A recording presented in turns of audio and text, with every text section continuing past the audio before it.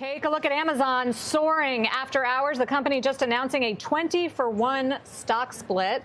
It's a $3,000 stock, so clearly that could bring in a lot more buyers, especially retail buyers, and that's why you see the stock moving. Of course, there are caveats, right, Mike, that come with the stock split. It doesn't change anything fundamentally, but could attract a new buyer. It doesn't change anything fundamentally. There is something. I mean, retail investors do flock to this kind of thing. They take it as some kind of an excuse, especially for options traders. There is a practical advantage to having a somewhat lower price share price because, you do trade options in these lots of covering 100 shares. So it seems like it makes it cheaper and all the rest. Amazon's been a weak stock. I mean, that's the context here as well.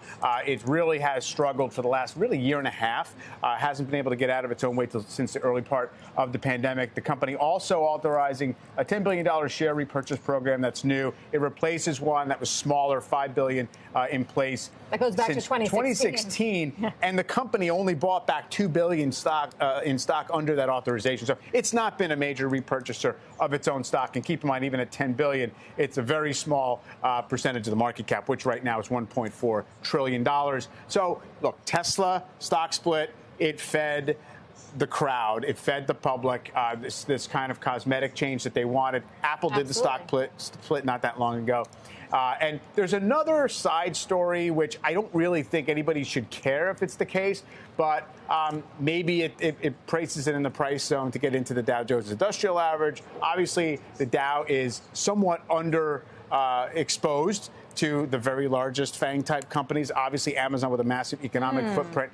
There's no real magic in terms of performance of your stock if you go in the Dow. I mean, Salesforce can tell you that, right? That didn't necessarily kind of a badge of honor.